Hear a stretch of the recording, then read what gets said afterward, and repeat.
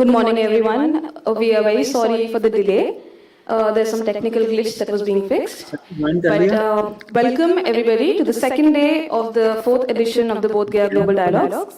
For today's first session, we have a presentation by Dr. Ajay Verma ji. And we are deeply grateful to Shri Pranab Khullarji for joining us online today to chair this session for us. May I take the opportunity to introduce the chair for today? Shri Pranav Khullar, an expert in comparative religion and DDG Telecom, Ministry of Communications and Information Technology, Government of India, has been writing extensively on Indian philosophy, on Vedantic thought, and Buddhist and Jain metaphysics, as well as other aspects of mysticism and spirituality for the Speaking Tree column of the Times of India for the last 20 years. He has also served as the Joint Secretary Culture and worked as JS Academies as well as IGNCA and NSD. He has contributed to various other magazines and papers on issues related to philosophy and culture, like India Perspectives, Life, etc. Welcome, sir. Can we have you on screen?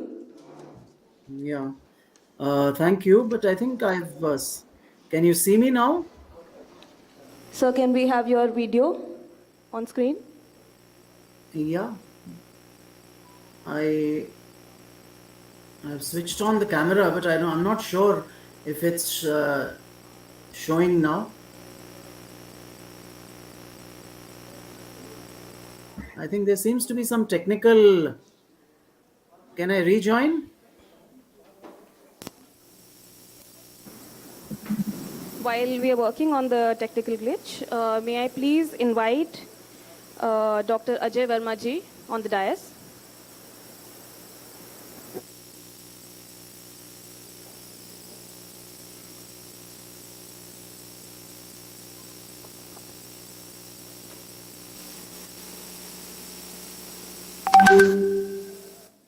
For today's presentation, Dr. Ajay Verma, Associate Professor, Department of Philosophy, JNU, will be talking on Buddhist scriptures and schools. To briefly introduce Dr. Verma, Dr. Ajay Verma is currently Associate Professor at the Center for Philosophy at the Jawaharlal Nehru University. His areas of interest include classical Indian philosophy, continental philosophy, comparative philosophy, and philosophy of religion. He is co-editor of Dr. Ambedkar's Buddha and His Dham, a critical edition by the Oxford University Press, and has published various papers in national and international journals and as book chapters. Welcome, sir, and the floor is yours.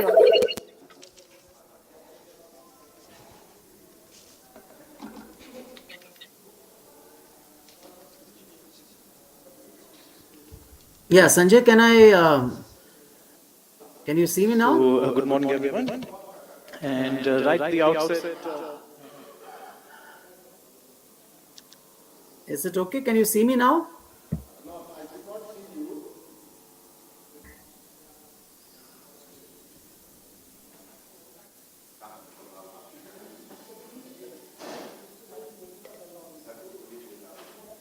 Sanjay ji, can you see me now?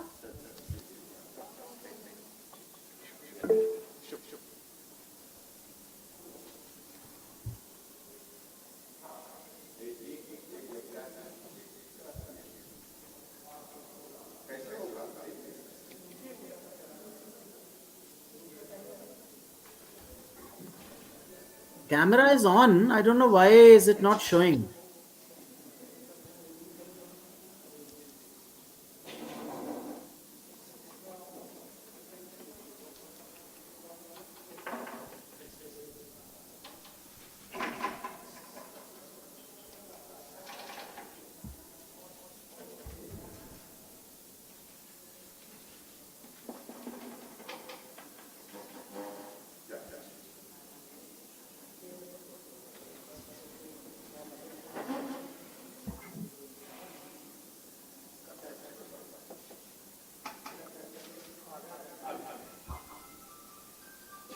Can you see me now? Yes, yes, sir. Is the camera on now? Yes, yes, Yeah. yes. Okay.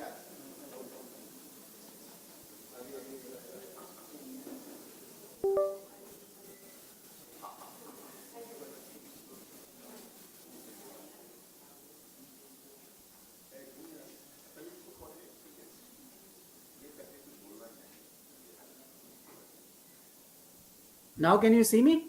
Yes, sir. Okay. Okay, fine. In fact, sir, first, chairperson will issue a reflective remark and then reflected will follow by. Namaste Pranavji, can you hear us well? Yeah. Okay, so we would request you to begin with some remarks. And Okay. then we will have our conversation with Dr. Ajay Verma ji. Fine. Now you can hear me, no? Yes, we can hear you well. We can start now? Please do so. Okay. It's a great pleasure to join the fourth edition of the Bodh Gaya Dialogues. I've been associated with the Deshkal and the Bodh Gaya Dialogues now for a few years, and I think I've seen them grow, evolve, and mature, and it's wonderful. I think to be able to chair a session today on Buddhist philosophy. I think the earliest edition of it was way back in 2017 or 18, and subsequently, because of the pandemic, I think it was online, and it's also, I think, occurred once at the IGNCA. So in fact, I was telling the organizers that it's really wonderful. I wish I could have been there at Bodh Gaya, but a few other obligations were there, so I'm extremely sorry that this has to be online today. Bodh Gaya, I think we all are aware, is at the hub of the Buddhist world. Sometimes I compare it with Kashi. Just as we just had a Kashi Utsav, I think organized by the IGNCA. So if you were to compare the two, cities, they virtually have been at the nerve center and the intellectual and cultural hubs of different faiths. It's remarkable, I think, that the Deshkal Society has been able to sustain this and create a platform for further dialogue, and not just within India, but I think globally. So I congratulate Sanjay ji and all the other members of the Deshkal for having not only sustained, but having matured, because this will, I think, turn out to be a major platform for interfaith dialogue as well, among other things. It's a privilege, of course, today to chair today's session. I gather that Dr. Bhagat Oinam may not be able to join us today because I think he's on a flight from Imphal, and I think his lecture has got rescheduled for tomorrow. But we have Dr. Ajay Verma with us, and before I introduce him and before I hand over the mic to him, just a few, I think, introductory remarks on what Buddhist thought is all about. I've had the occasion earlier to speak on Buddhist philosophy from the same platform. But let me put it this way, that Buddhism begins with a man, metaphorically speaking, with a man who woke up. In his later years, when the subcontinent had become kind of electric with his message, people would come across to the Buddha and ask him, not that who are you, but they would ask him actually that what are you. Now there's a very fine distinction between who are you and what are you, because what are you, then you're representing a particular kind of thought, you're representing a particular kind of species as well.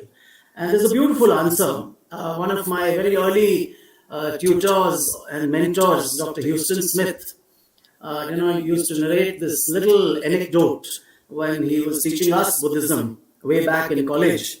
And he would say that people would come and ask the Buddha that, what are you? Are you a god? Are you an angel? Are you a saint?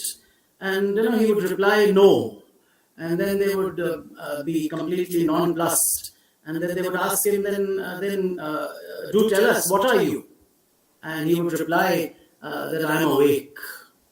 I'm very fond of this little anecdote. And the moment the Buddha answered, I think I'm awake, his answer I think became his title, because that is exactly what the Buddha, the epithet Buddha means. In the Sanskrit root, Buddha means to awaken, and Buddha then means the enlightened or the awakened one. So while the rest of the world, so to say, I think was wrapped in this sleep or in this dreamlike state of existence, here is a man who roused himself. I think here is a man who woke up. So that is why I began by saying that Buddhism, begins with a man who shook off that dream, who shook off that daze, so to say. So it begins with a man who woke up.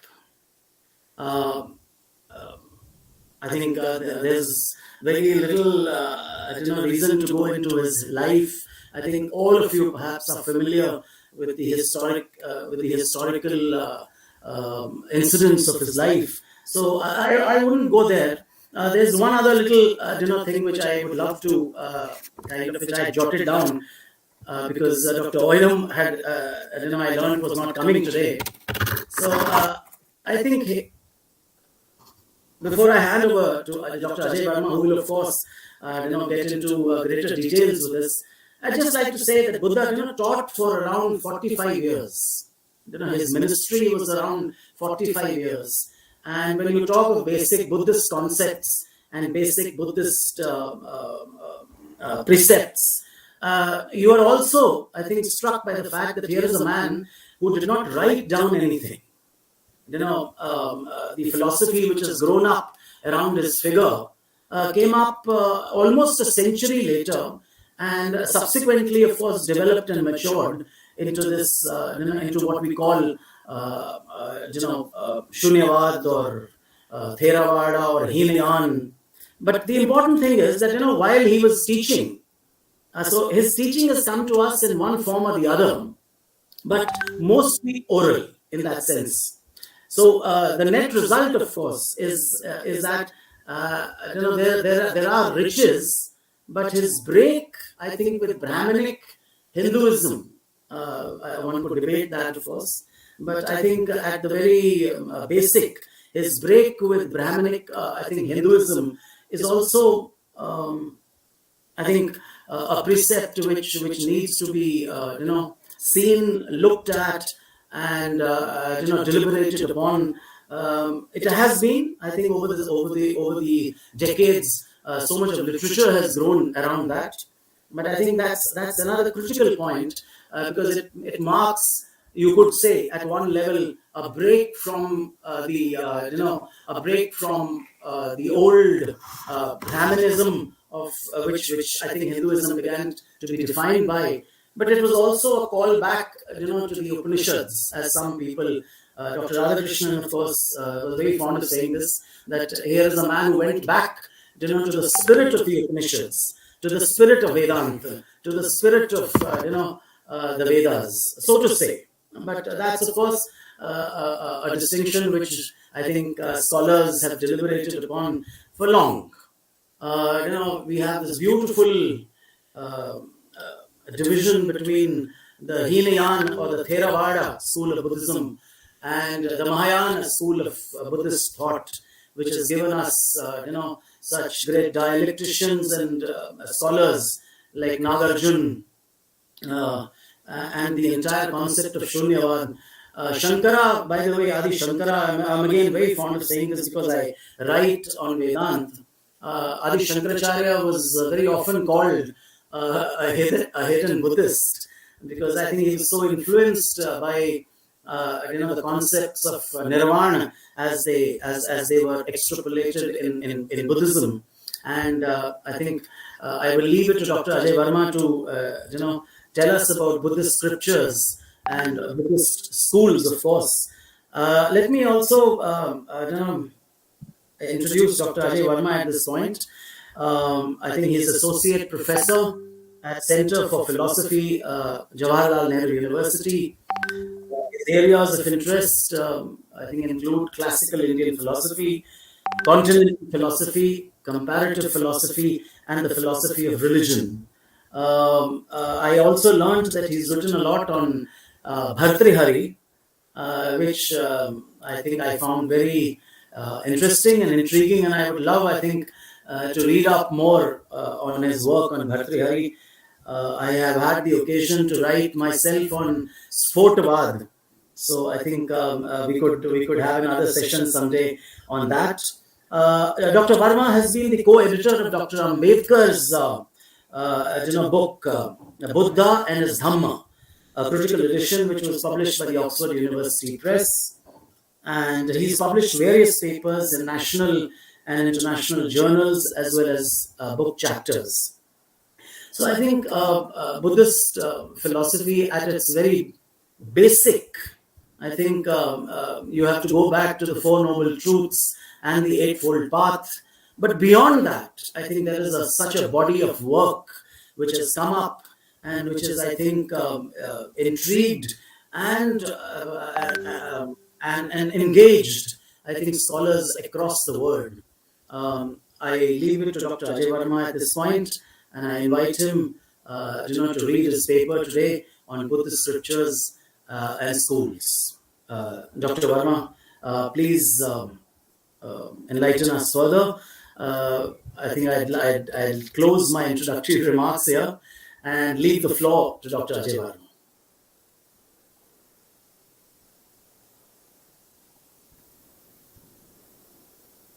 Dr. Verma?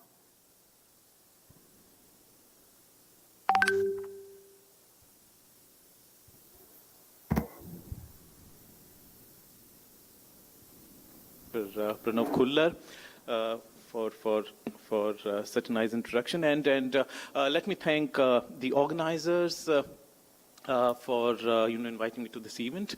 Sanjay ji has been in touch with me for over 2 years now, and I'm like in the kind of work that I came to know about that the Ishkal Society has been doing. I mean, it's sort of like it's really sort of huge. I mean, we are all thankful to him for the kind of work that he has undertaken and he's doing. So also sort of let me say that it's a great honor to be to be sort of in the midst of luminaries like Shobhana Narayan ji. We have sort of grown up watching her performances. So it's a great occasion to be sort of in the midst of her. So with this note of thanks. Let me begin with the lecture today. I've been asked to keep it very basic, very simple, and also I've been asked to sort of use both the languages, Hindi and English, so that I'm accessible to a larger audience here.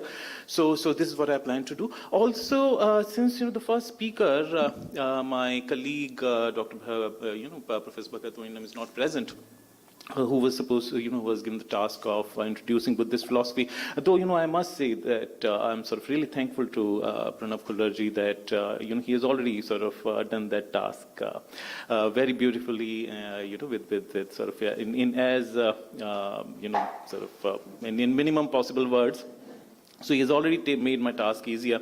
So what I plan to do is, my plan for today's talk is I'll sort of begin by talking about some of the fundamental tenets of Buddhist philosophy, and we'll try to speak about them in a very non-technical way. And from there onwards, I would like to talk about different schools and how sort of the same sort of Buddhist sort of principles follow different trajectories, and how sort of different schools grew out of that. So let me also tell you that it's a humongous task, and probably sort of it's very commonsensical that this task cannot be performed in just 1 hour. and so books after books I've written. So it's not easy to be able to sum up in this, so much of, so many different topics within just within the duration of half an hour, 40 minutes. Now, with these words, let me begin.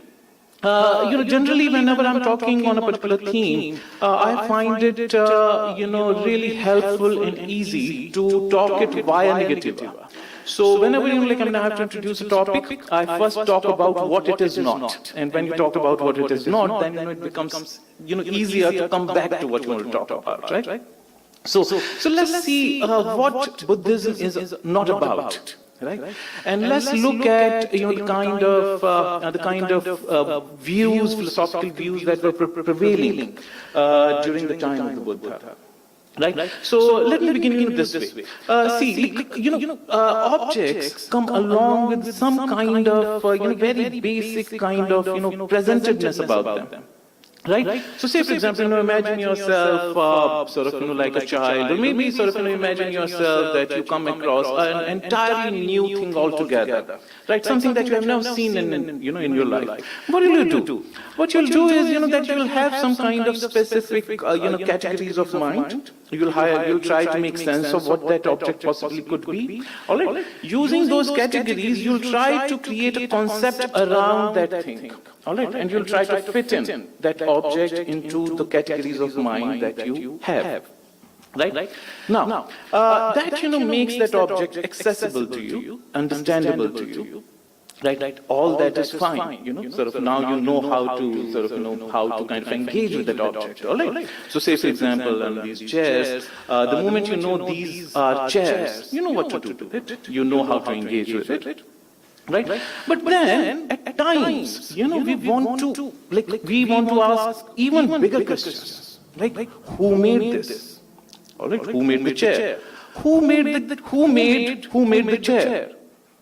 Right? Now, these are larger questions and require us to go beyond the given. Right? And once you start doing that, there is no end to it. Right? So, Aristotle, he would say, things are moving. And when things move, things only move when somebody moves them.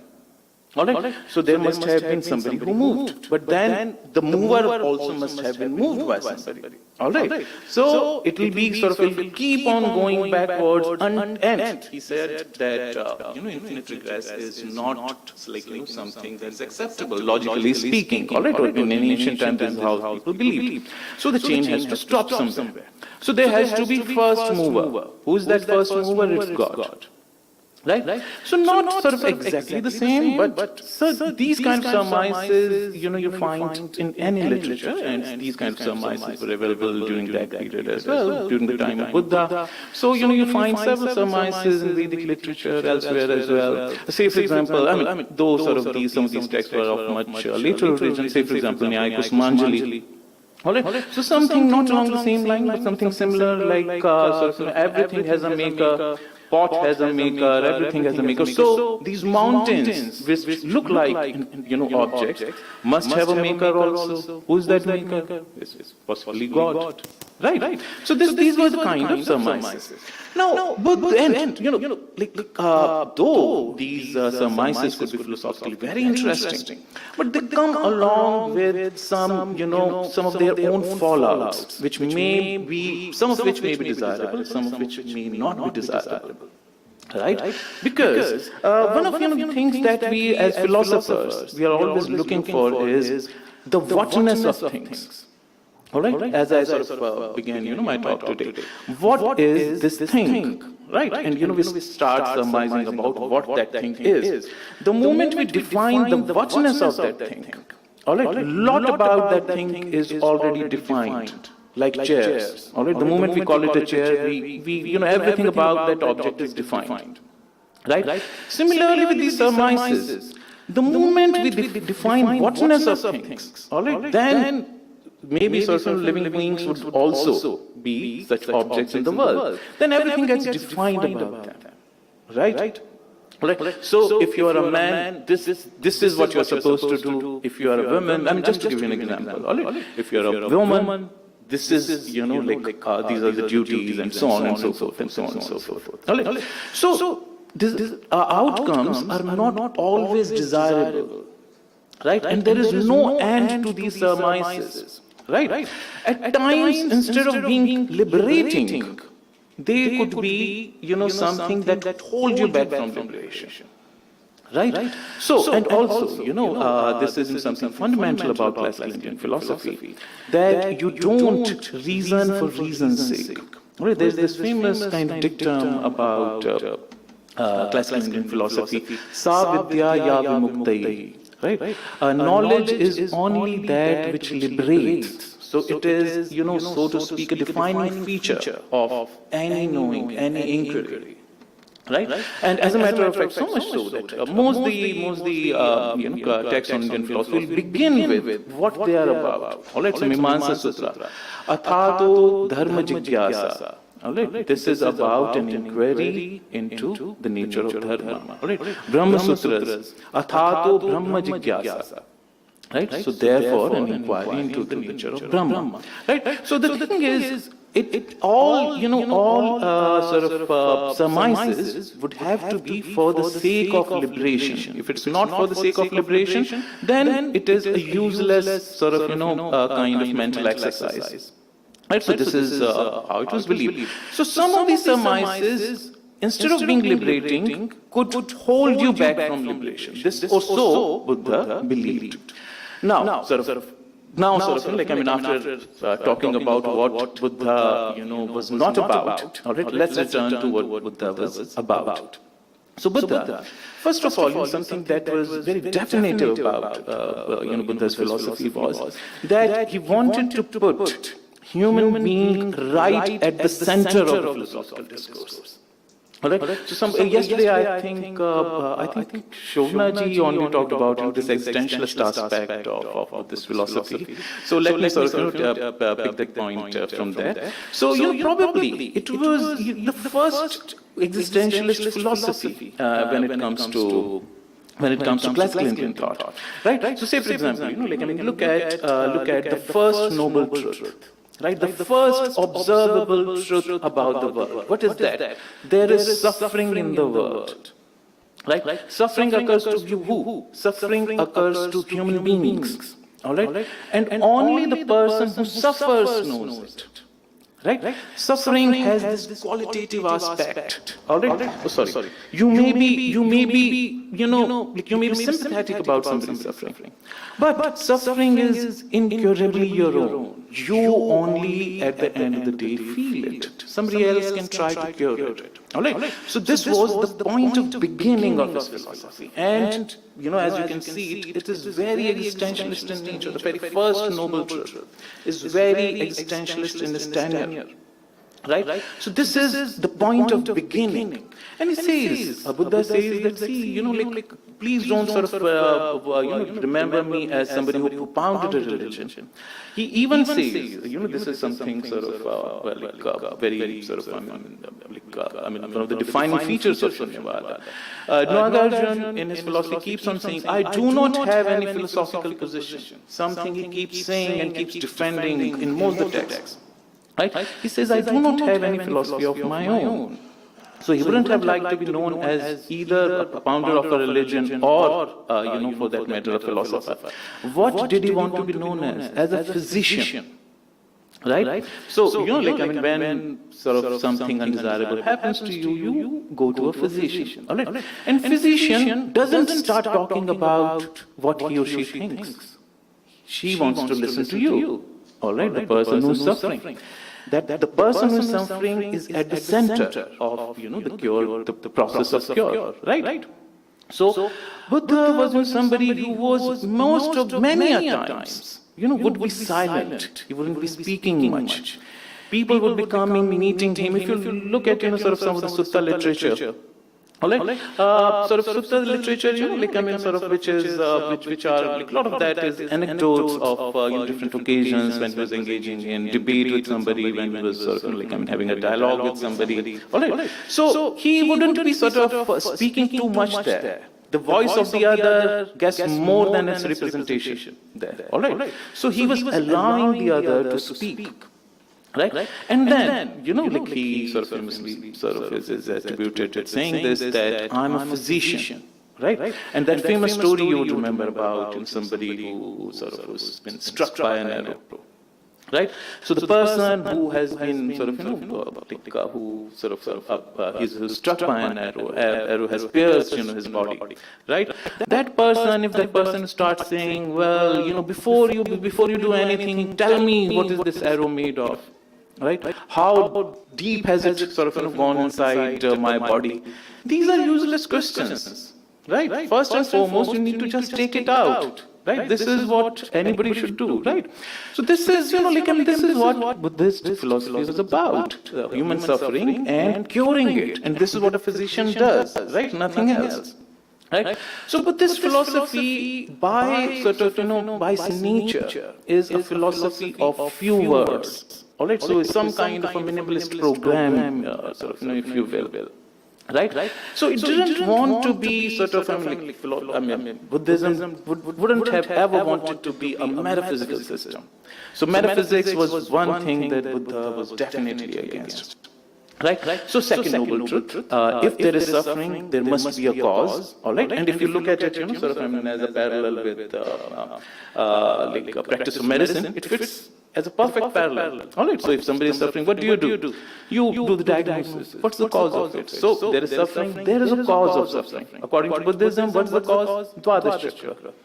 All right? Avidya, and then the entire cycle begins. All right? Then if there is a cause, if there is a karan, all right, then if there is a nivaran of karan, all right, if you remove the cause, then the effect is also gone. Right? So the third noble truth. All right. So if you remove the cause, then the effect is also gone. So if, when the karan of suffering is removed, suffering goes. All right. That means there is a way. Fourth, noble truth. There is a marga. All right. There is a sort of, and look at, the perfect parallel with medicine system. All right. There is a cure. All right. So also it's, it's something to see for people who say that Buddhism is a pessimistic thought. All right. It is a pessimistic philosophy. Not at all. If they had said, only first noble truth, and had they stopped at it, then you could call it a pessimistic philosophy. They don't. All right. And how do you know there is suffering? One has to be really very non-observing. One has to be really very resilient and insensitive. All right. Not to observe it. All right. So this is something to be perceived. This is like, almost something kind of undeniable. How do you deny that? Right. So this is how you could also sort of, you cannot charge Buddhism with pessimism. They begin with a simple, undeniable observation and say there is cure for suffering. All right, so nothing could be more optimistic than this.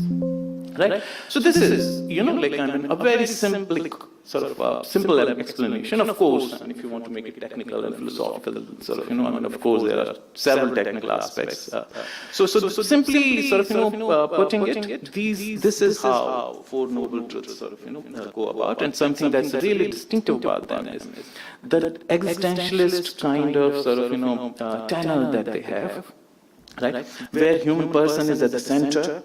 All right, and his suffering or her suffering is at the center, and an optimism about removal of that suffering is shown. Right. This is one. Second is his sort of position on causation. All right, which was very unique. So in those days, they were basically sort of two philosophical surmises on causation. One was that so to speak, there is an eternal cause. All right, which is called Satkaryavad. So there is one cause. It could be, say, for example, Brahma. All right. It could be Prakriti. All right, in Sankhya system. All right. You can have several sort of views regarding this, but the overall idea is there is one single substance, and everything else, that is visible to us, appearances are modifications of that. Right. So principle, this was called Shashvatvad, eternal principle of causation. As opposed to that was a Chedvad. All right, there is nothing sort of, so to speak, abiding, and everything sort of, is a new thing, and so on and so forth. No, he, as opposed to both of them, he takes a middle path, all right, which is called Titya Samutpad. All right, everything is dependently originated. All right, what does it mean? What it means is that nothing has, so to speak, an essence of its own. All right. So now look at how the entire philosophical paradigm is inverted by him. We, as a sort of, this is one of the sort of defining ways of inquiring in philosophy, that we want to know the whatness of things. Something I began with. Right? And we want to believe that everything has something definitive about it. Like chairs are chairs. Why? Because they have chairness in them. Right? Tables are tables. Why? Because tables have tableness in them. All right? Now somebody could ask, well, how do you know that chairs have chairness in them? Now, it's depending on different schools. Say, for example, there is this realist school of thought, namely Nyaya. All right, so Nyayikas would say, well, chairness can be seen. All right, so they would say, can't you see it? It's seen. Now, there's a Tibetan text, I don't quite remember the reference, where a young Buddhist, Tibetan monk says, well, see, look at, these orthodox realists. They have difficulty even seeing things. All right. He says, making fun of them, he says, even if you would want, if you would ask them to count fingers, they would count them as 6. You would say 1, 2, 3, 4, 5 fingers, and then a fingerless. Right? So he says, well, they see things which nobody sees. All right. Now that thing apart, speculation is a part of philosophy. It's a part of sort of philosophy as a discipline. But Buddhists are opposed to that. So they would say, well, see, things do not have any whatness, so to speak. Chairness is nowhere to be seen. Right? As a matter of fact, if you look at Buddhist parables, they're so down to earth that you don't have to be a philosopher to understand what Buddha is saying. There's something beautiful about Buddhist philosophy. You don't have to really sort of exercise your mind in different directions. So this famous story from Milindrapana, everybody knows. All right. So say for example, if somebody asks, what is chariot? All right. An orthodox realist would say a chariot is chariot because it has chariotness in it. Then what a characteristic Shunyavad way would be like Buddha's story. Buddha removed one wheel, said, is it still a chariot? The other person would say, well, it's a chariot minus one wheel. Then another wheel is removed. Is it still a chariot? The other person would say, well, yeah, a chariot minus wheels. But then he removes the horse. All right. Then, at some point, maybe after the horse is removed, the opponent would say, well, yeah, now it has ceased to be a chariot.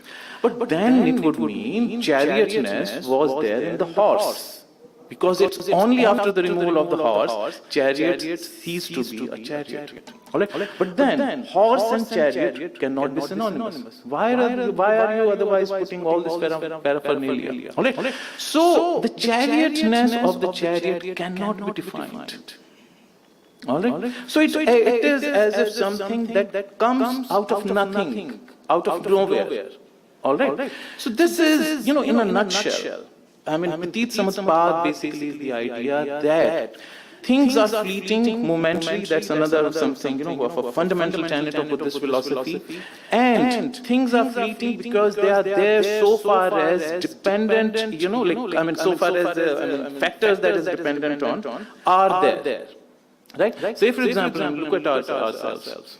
We give so much of importance to ourselves, I'm this, I'm that, but if somebody asks you not to breathe for even 5 minutes, all right, where would we be? Somebody asks us, don't take water for 3-4 days, we wouldn't be there. So there are sustaining factors, right? Therefore, we are, all right, we do not have an independent being.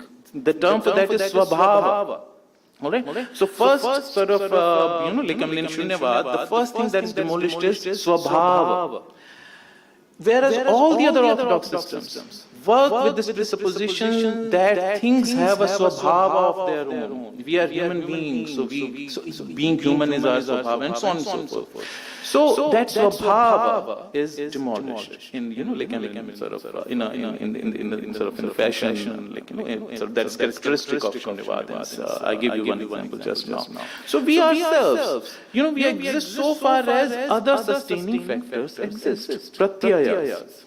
All right. So, as a matter of fact, depending on the Hinayana or Mahayana sort of interpretation, Pratit Samutpad is interpreted differently. I don't want to go into those details, but I think suffice it to say, I think probably it must be clear to you how they say that as far as the causation of a particular thing is concerned, thing is there in a certain sense. Why? Because it works in a particular way. All right? But also at the same time, if you go into the philosophical aspect of it, it disappears. The thingness of thing disappears. Right? Say, for example, we are, what we are, only insofar as pratyayas are there. All right, the elements that sustain us are there. The moment you remove those elements, we are no more there. So there is nothing that is independently our own. Swabhava comes from the two words. Swa, your own. Bhava means being. All right, bhavati, bhavta, bhavanti. This is, the root bhava. All right. So your own being. That means we do not have any being independently of our own. All right. Now, if you accept these two tenets, everything in the world will start appearing fleeting to you. It is in a certain way, and it is not in another way. Right. So this is another of fundamental tenets of Buddhist philosophy. So now. I think I've already taken half an hour and haven't begun talking about Buddhist schools. So let me sort of pace up my lecture a little bit. So now let me go to different schools of thought and so forth, and I'll try to be as simplistic as possible. Now see, when it comes to different schools of thought, with regard to Buddhism, see, this question did not arise why Buddha was alive. All right. So they were he whenever he was going, he had certain group of followers always following him. Among them, today morning I was having a talk with Mishra. So among them was also Anand, one of one of his dearest disciples, also one of the relatives. So something really intriguing about Buddha was that at times, on occasions, when a certain question would be asked to him, he would give, a certain answer. On certain other occasions, he may give a different answer. All right. On yet another occasion, he wouldn't give any answer at all. On yet another occasion, if a question is put before him, he would answer it by another question. All right. And as Dr. Pula in the morning said, at times, he wouldn't give any answers at all, as I just said. So the thing was that he was, and he was his approach was, at the center was the person whom he's talking to. All right. So depending on the nature of the person, he would give different answers to different people. All right. And this technique was also called Upaya Kaushalya. All right. So he was, there is also a work by Vimal Kirti. It's called Skill and Means, Upaya Kaushalya. So depending on who he's speaking to, he would change his views. This is what I want to say. Dr. Pula in the morning said, he did not leave any written works behind. All right. Some of the great minds do not write. Socrates never wrote, anything. Right. It's only Plato who uses him as his mouthpiece. Similarly, Buddha did not leave any written works. All right. He was just talking to people. He was giving different he was responding to the same question in different ways. Right. So the question of interpretation arises only after his Mahaparinirvana, all right, which means after his after he leaves, this world, right? So then, what is the question that arises? He has been, the teachers of teachers. All right, this is how in most of the Buddhist texts, right in the beginning, he would be introduced as the best acharya that world has ever seen, the best teacher that world has ever seen. Right? So his teachings had a huge importance and were sort of so, it drew people so much in that, wherever he would go, he would be followed by people. So when such a person leaves, Earth, then, there is every reason why other people would want to preserve, his teaching. Buddha was what? Buddha stood for his teachings. So his teachings need to be preserved, all right, for the posterity in some way or the other, right? So now the question arises how to sort of, so to speak, present a picture of what Buddha said, all right, what his teachings were, and that became a very difficult task because he was completely learner-centric. All right, what we call sort of learner-centric approach in education. All right, so this is what he always had, and because he was saying different things, it becomes a very humongous task to systematize what he ever said. Right. So one, historically, what I'm going to speak could be contestable. All right, I'm just merely speaking from a very common sense point of view. All right. So, one way of going about it would be, you just try to remember on different occasions what he said and put it, as a kind of record. All right. This could be one way. All right. And this is what Sutta literature does. All right. So if you read Sutta literature, there are anecdotes. He went there, he spoke to that person, somebody came, he talked to that that person. This is what he said. Somebody came, this question was asked. He asked another question, so on and so forth. All right. So put a simple record without putting in anything from your side, without interpolating. All right. If you're not doing any interpolations, then the teachings, so to speak, are preserved as best as they could. Right? This could be one approach. But then, and this could be a very commonsensical approach, where, as disciples, you're not interfering at all with the teacher's teaching. But then there was, a whole different group of disciples who said, what about what he did not say? All right, this is a very, very important question. All right. So probably more central than any other question. So they would say, what about what he did not say? All right. He was, silent on many occasions. So if somebody would ask him, is there a soul? He would be silent. Where does the soul go after somebody leaves this abode? He would be silent. All right. So these questions were called avyakrata questions. Tappaniya in Pali. All right. So these questions he would not simply respond to. All right. So these disciples said, what about his silence? So what he said was important, of course. But what about the things that he did not say? Right? Those are equally important. For them, that is even more important aspect of him as a teacher. So that aspect also needs to be systematized. All right. Now the other task is still not as difficult. This task is even more difficult. How to philosophize silence? You cannot that'll be almost next to impossible task. How do you philosophize silence? How do you philosophize about something that Buddha did not say? Right? And this is the task that Shunyavadins or Mahayanists, undertake. Right?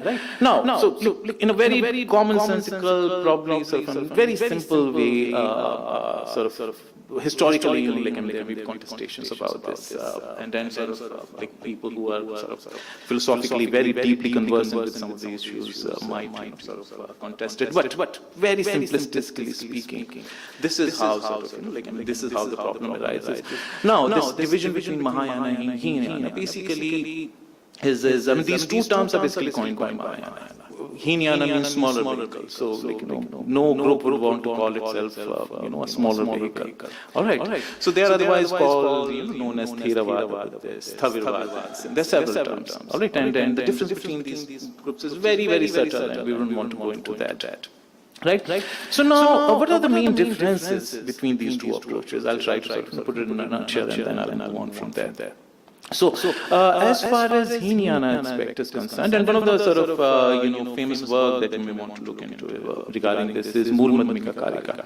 And also let me tell you that as far as Buddhist philosophy is concerned, there are so many different schools of thought within Buddhist philosophy that most of the texts they are engaging in debate with each other. So they do not require actually an opponent from outside. And that doesn't happen until the time of Dignaga, when it starts engaging, in debate with schools outside of the fold of Buddhism, mainly among them Naiyikas. And Shunyavadan texts are very small because, they are philosophizing silence, so they wouldn't want to speak much. Right? Whereas, this later thinkers who called themselves Sautantrikas, meaning, like they would give independent arguments. Shunyavadins would not give any arguments. They would only demolish the arguments, but they would not have any arguments of their own, because they do not have any philosophy to defend. Right?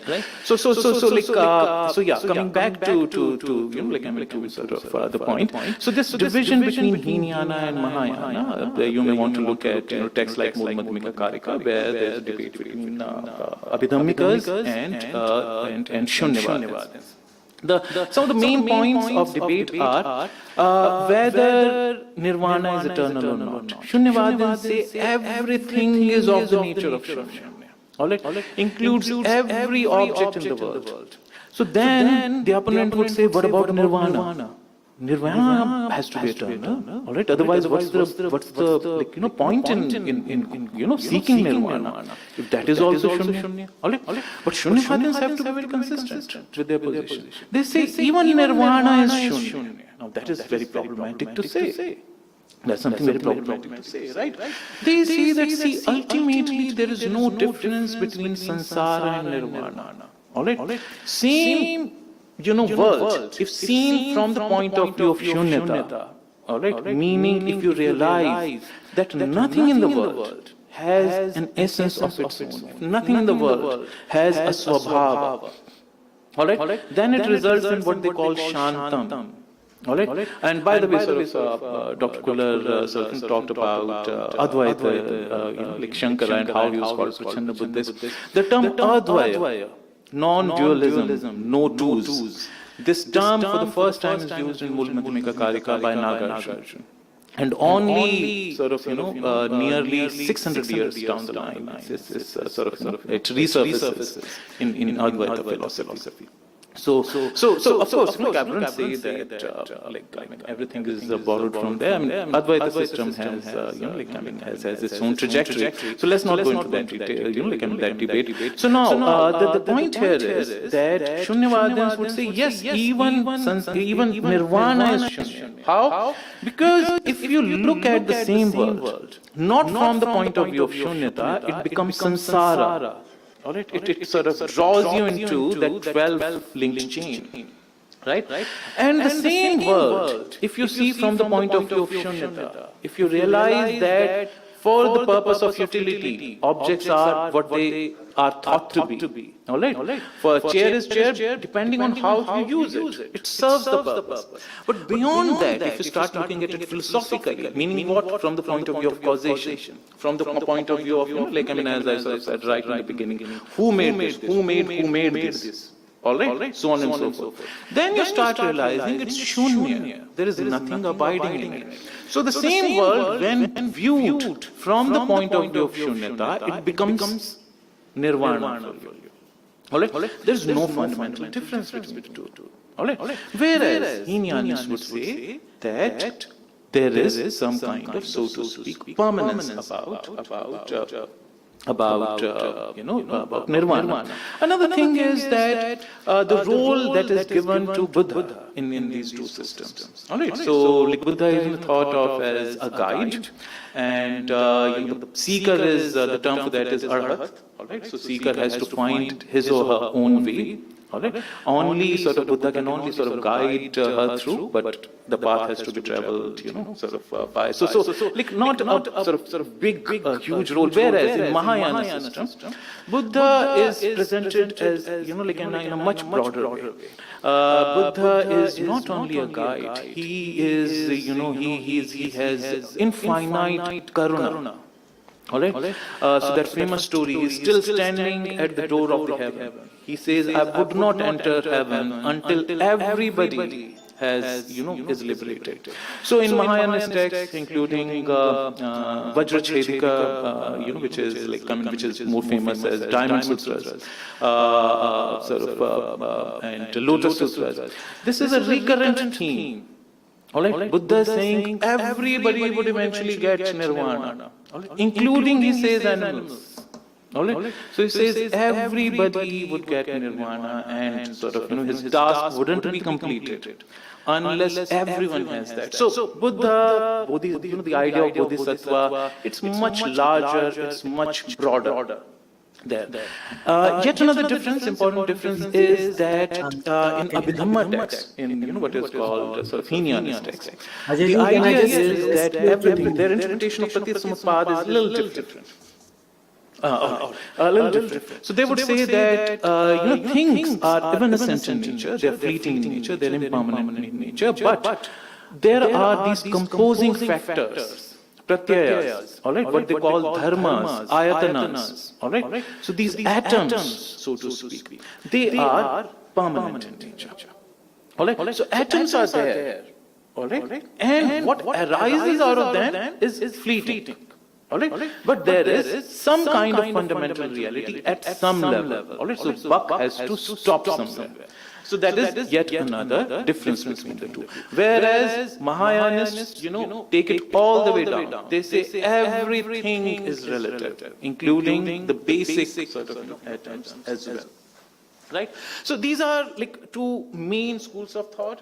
Then sort of, I've been sort of, asked some of the lecture. Can I just request you to kind of sum up? I think Oh yeah, since we're absolutely. running out of time I'll just take 2 more minutes. I hate to interrupt, but please. Yeah, I'll just take 2. So, yet another sort of school, Vajrayana, which comes into existence by mixing up with the Tantra tradition. So, some of Tantra tradition, after sort of, afterwards was one of the dominant ways of thinking, and it goes into Tibet, and where Mahayana's teachings get mixed up a little bit with certain kind of practices, certain kind of sort of mythology, certain kind of symbolism, and a whole new trajectory emerges. And then of late, yet another interpretation of the Hinayana tradition presented by Dr. Ambedkar, which is called Navayana, where it is sort of it is used as a liberation theology, to borrow the terminology from the West. So this is how you find 4 main trajectories going into different directions. So I'll stop here. I hope sort of I hope it didn't sound too simplistic for some of you. So let me sort of conclude. Thanks so much. Thanks so much for your time. So I hope it was worth it. I hope it was worth it. Thank you. I think I would like to invite any if there are any questions or if there are any observations, somebody may like to come in before we kind of sum up. I think it's been a beautiful encapsulation of Buddhist thought, and I think I congratulate Dr. Ajay Verma for having kind of encapsulated so many different kind of concepts, because it's a vast body of work out there. It's been fascinating. So before we conclude with the concluding remarks, any questions or observations from anyone? May like to ask Dr. Verma a few questions. At the outset, I must say, Dr. Verma, it was a pleasure hearing you. Pranav, so was hearing you a great pleasure. Yeah. You set the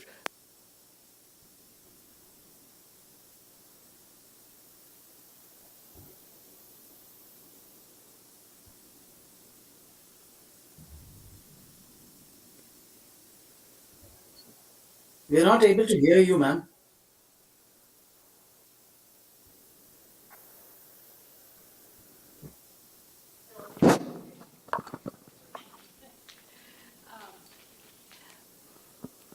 Hello. Yeah, that's better.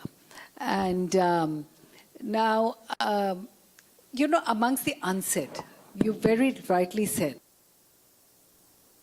Now, in all isms, the so-called founders of the isms never wrote down anything. These were, as you very rightly said, later on compiled according to hearsay, according to what people thought or heard, and also interpreted in their own way, added it. So there could be variations from what Buddha thought, because naturally a disciple might think differently. Now I'm coming to the unsaid. I keep reading a bit here and there on particularly about the women. And there are, in one, somewhere I read, say, particularly his dialogues with Amrapali. I was wondering whether you could throw some light on the unsaid part of it, because on his dialogues are supposed to be conversations and her doubts, her questions, his answer or silence, whichever way it is.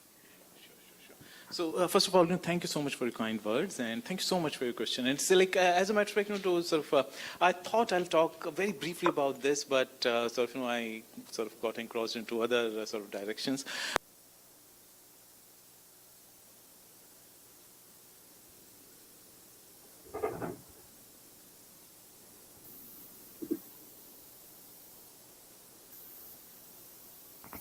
There's this whole set of literature around it. It's called Therigatha. So women were not initially allowed in the sanghas, and only later on, Buddha, allowed them, and they have different experiences to share, and it's down there. I'm not sort of really sure whether very explicitly on this topic there are portions in Sutta literature. But yes, Buddha's life, has been. This question has been raised on several occasions. As a matter of fact, in the morning only, sitting on the breakfast table, you're talking about it. The famous, poem by Maithili Sharan Gupta Yashodhara. So Professor Mishra, was reciting it. So that whole episode of how Buddha left. And just one night changed him completely. He saw, one fundamental reality about the world, that everything changes. There is nothing permanent about this. But he leaves his wife. He leaves his family. And he, without even talking to them. And so much has been written, and all the art forms. Mohan Rakesh's Lehron Ke Rajhans. In NSD, there have been any number of, performances. So much so that once I thought I'd go and watch. It was a full house. I had to return. It's such a famous play. So it was full house. I just didn't get the tickets, so I had to come back. So this has been a very recurrent theme. And then one of these films very recently, not so recently, about a decade back, Sansara by Penn Millin. Right? So that is probably one of the sort of central themes in the film. And in Europe, it did so well. So this has been one recurrent theme that, how did that happen, why he did that. And in Lehron Ke Rajhans, if you sort of see the trajectory, you see the story, he returns back home. And he has to face the questions from his wife. And ultimately, she also realizes the importance of liberation. And he says, I owe my duty, first of all, to my family whom I left in Lurch. And now, they should be the first recipient, among the first recipients. All right? So whatever I received, they have a right over it. So probably that's a kind of tone of, his Buddha's worldly sort of, sort of atonement as well. But you know, like, I think, to tell you very frankly, I have to read up more on this. I'm not sort of like properly qualified to answer this question in more, in a fuller detail. But this is, of course, like very pertinent question, and this has been, you know, at the heart of different like you know, forms of thinking, forms of art, and so on and so forth. Yeah.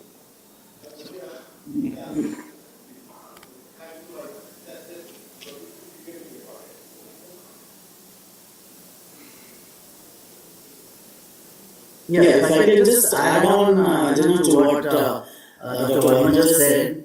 Personally speaking, I think historically speaking, I don't think the Buddha ever made a difference or distinction between men and women in terms of spiritual seeking. So I think his dialogues or his interaction with Amrapali, as I think Shobana ma'am was referring to, is, I think, it's been the stuff of literature and a lot of poetics. Can you hear me, Dr. Verma? Can you hear me? Yeah. So it's been the stuff of a lot of literature and poetics. But I personally feel that I think Buddha, I think along with Jesus perhaps, was one of the earliest teachers in that sense, who I don't think made a distinction. It's only when the faiths got a little more formalized and a little more systematized that maybe distinctions may have crept in, and then a lot of evolution took place. But otherwise, I don't think in his own lifetime. I think Dr. Verma very rightly mentioned Yashoda and Rahul. So in that sense, that is he I think amongst the earliest recipient of his teachings were his own family. So I don't think the Buddha ever made that kind of a distinction. And I think Amrapali holds a very, very close place in Buddhist literature as well. Any other questions, please, or any other observations? जी हिंदी में बोल रहा हूँ जी, जो जी। ये नवायन जो Buddhism के बारे में कम चर्चा हुई, ये जो दूसरे जो स्कूल से इसमें क्या डिफरेंस है और आपको क्या फ्यूचर दिखती है इसकी, क्योंकि दलित मूवमेंट जिस तरह से जा रहे हैं, बहुत सारे इंटेलेक्चुअल्स आ रहे हैं, काम कर रहे हैं, तो इसकी क्या फ्यूचर है? ये देखिए, ये बहुत वास्ट टेरिटरी में आप मुझे जाने के लिए कह रहे हैं, जिसका मतलब ये आपका क्वेश्चन जो है इतना बहुत सेंट्रल क्वेश्चन है, लेकिन इसके रिस्पांस में जो मतलब एक तरीके से जो टेरिटरी मेरे को कवर करनी पड़ेगी वो बहुत वास्ट है।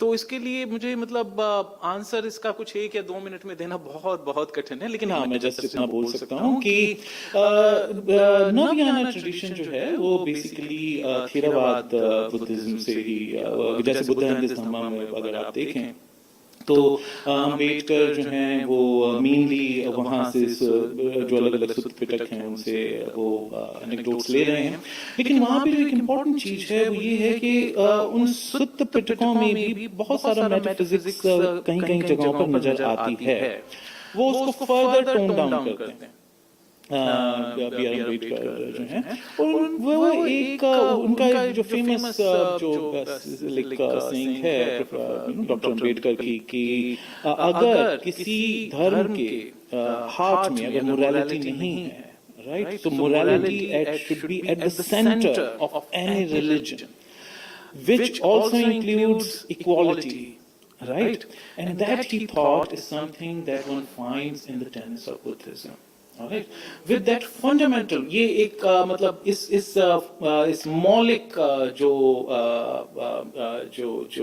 टेनेट है बुद्धिज्म का, उसको लेकर के वो एक मतलब एक लिबरेशन थियोलॉजी की तरह उसको यूज करते हुए आगे बढ़ते हैं। और जब उनसे कहा गया कि भी आप इसके लिए एक सेंट्रल, हर एक धर्म का एक अलग से सेंट्रल एक बुक होता है, तो वो आपको वो भी तो करना होगा, तो उन्होंने ये टास्क अंडरटेक किया और उन्होंने बुद्ध एंड दिस धम्मा लिखा। तो ये जो आपका क्वेश्चन है वो बहुत ही मतलब रेलेवेंट क्वेश्चन है, लेकिन इसके उत्तर में मुझे बहुत लंबा जो टेरिटरी जो है वो कवर करना पड़ेगा, तो उसके लिए जरूर मतलब आप किसी दूसरे से। So we have one very last question, and we'll try to make it very quick because we are there's paucity of time. Thank you, Dr. Ajay. I don't exactly have a question, but I have an observation to make. Thank you so much for enlightening. Actually, you're talking about the debate between Mahayana, Hinayana, Theravada. So I have an observation to make.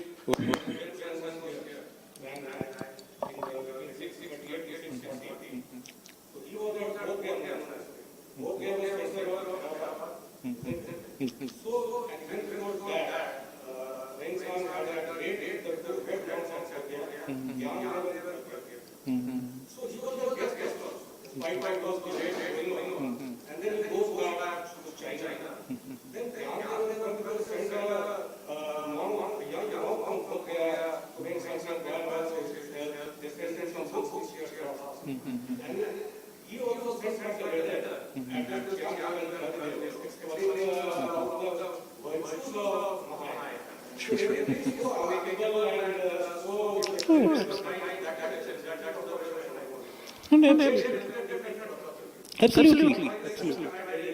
Right. No, I think the observation he's making is very, very important. Very important because, like this argumentative tradition, you are arguing with an opponent who doesn't believe in your view. As a matter of fact, to know and to understand this, one must read some of these texts.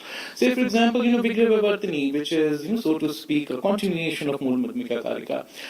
It begins with the first of all voice is given to the opponent, begins with the opponent's questions. And in the later portion only, Nagarjuna is responding to them. So these discussions used to be so amicable. All right? And divergence of opinion was something that was celebrated, because if there's no divergence, how would there be generation of knowledge? Right? If there's this famous saying in Zen, Fizla Capra uses it, in his famous book, Tao of Physics. Rivers are rivers, mountains are mountains. Rivers are no more rivers, mountains are no more mountains. Rivers are again rivers, mountains are again mountains. Right?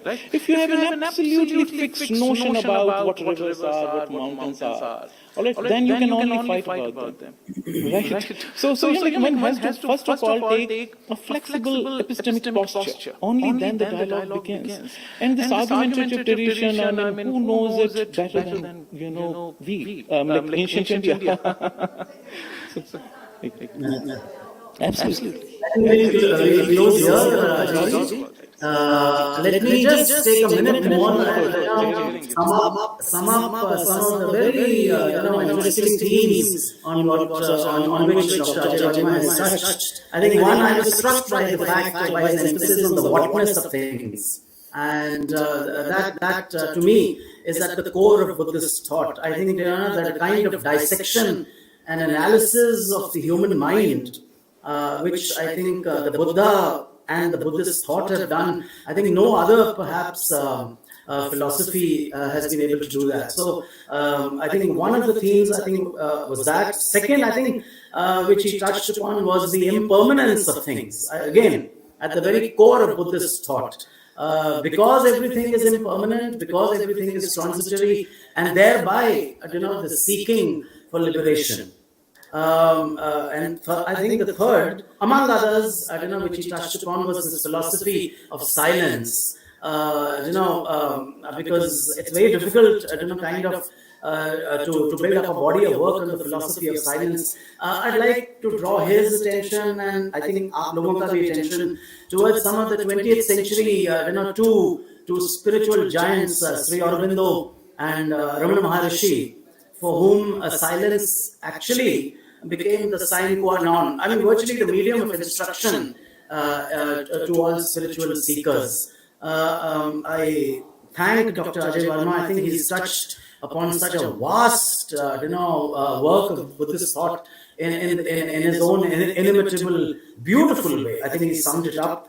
Now let me close with a little story, which might, sum up the Buddha himself. Somebody was asked in the 20th century as to what is your teaching, and he said, well, the teaching is that there is no teacher, there is nothing to be taught. So, and the questioner asked him, then in that case, what are we doing here? To which, the master replied, we are trying to find out who we are. So I think I again thank Dr. Verma, and I hand it over to Deshkal Society for a formal vote of thanks to Dr. Verma. Thank you, Dr. Verma. Thank you so much for chairing the session. Thank you.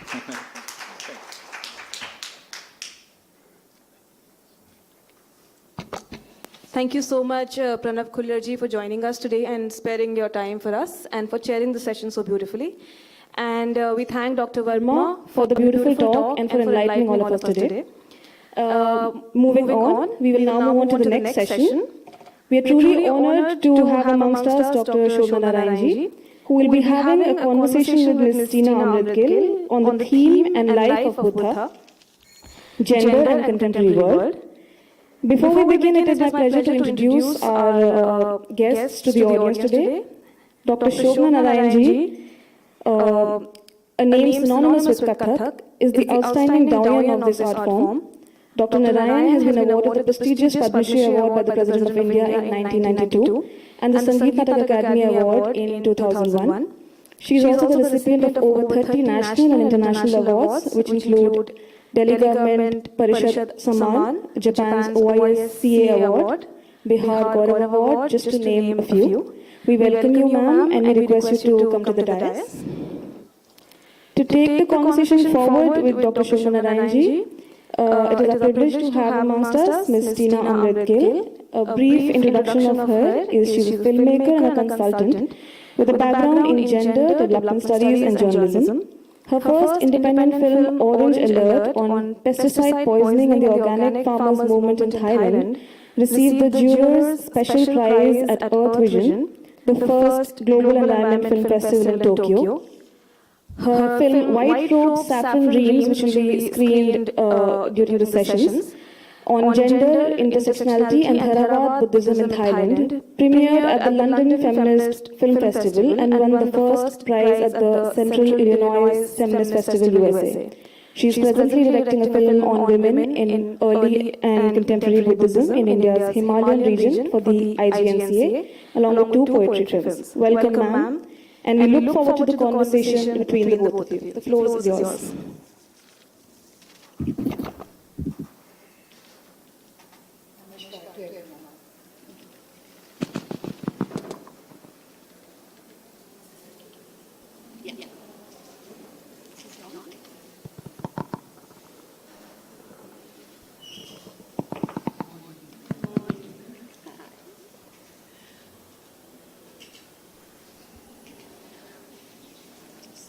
I'm not sure. So, namaskar to everyone. Quite morning, but nearly.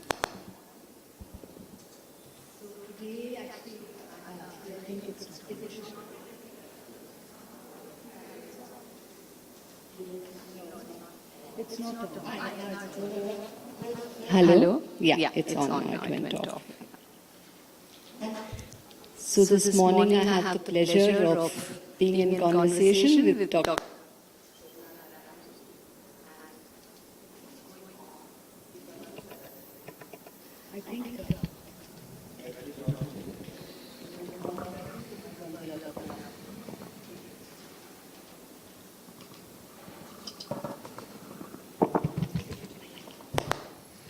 I think this one should, in case, yes, let us come closer to it. Absolutely. Turn my chair a little bit towards you. So we are more in conversation with each other also. Yeah. So I just will repeat, I have the pleasure, thank you, to be in conversation with Dr. Shobhana Narayanji. And our topic of the conversation today is broadly looking at the Buddha, gender, and the contemporary world. So,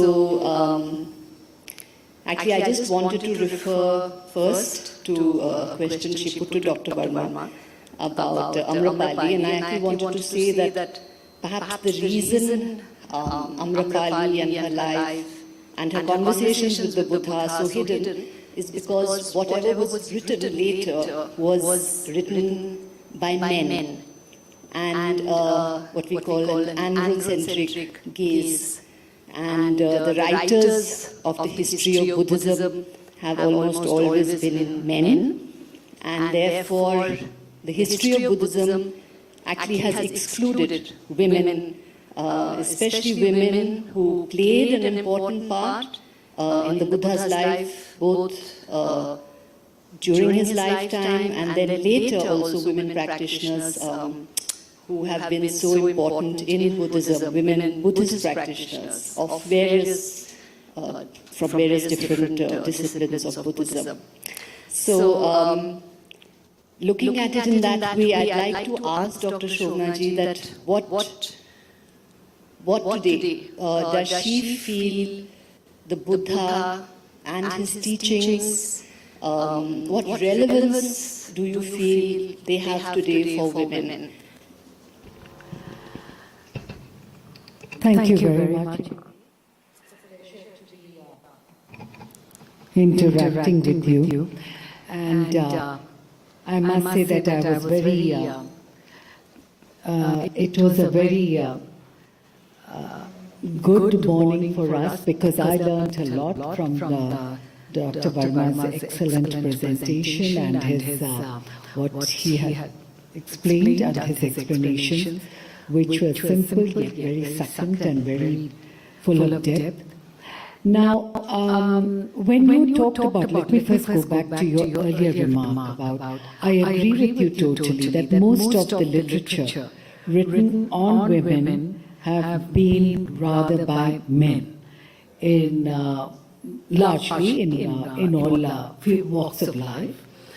However, having said that, Dr. Verma did make mention of Maithili Sharan Gupta. So when I do feel that certain men have tried to understand the heart of a woman, the working of the mind of a woman. And so that is where I think few pieces of literature which we have, who have discussed, some of them are well known, but some of them are not well known at all. And they try to delve into these areas of silence, as he had said, that what he had not said, and have come up with a remarkable psychological insight. These aspects, like Yashodhara was one aspect which I really loved. Now, coming back to your question, the pointed question of what is the message that I take from Buddha's silence of said factors, I think what to me, as a woman, is important is that he did not differentiate, as was already pointed out, between genders. He did not stand on differences of any kind. And yet, he tried to understand the mind of the woman or the man. The man can be equally dumb, and the woman can also be equally dumb. Man can be very intelligent, so can a woman. They can be both very emotional or otherwise. And so when I look at the case of Sujata, I'm just going by various literature, some very well known, not only the sutras and other things, but sometimes those become a little sort of, they do give a certain understanding in a different way, whereas some of the other open literature give an understanding in a different way. Sometimes they may meet at points, sometimes at various. Now, when I look at Sujata, I look at her, that there was a very beautiful folk tale I read, and it was a popular story that he's having a discussion. I'm not talking about the veracity, but I'm just talking about how things have come down. And she's asking this question. Why I have been serving you, I saw you as a, उसमें है कि क्या तुम कि मैं अछूत हूँ इसीलिए आपने नहीं लिया, या कि मैं अबला हूँ, नारी हूँ इसीलिए नहीं दिया क्योंकि आप तो एक लगता है कि किसी बड़े उच्च कोटि के खानदान के हैं, आपके शक्ल सूरत से लग रहा है. I am not saying it the right this thing but somewhat to that effect.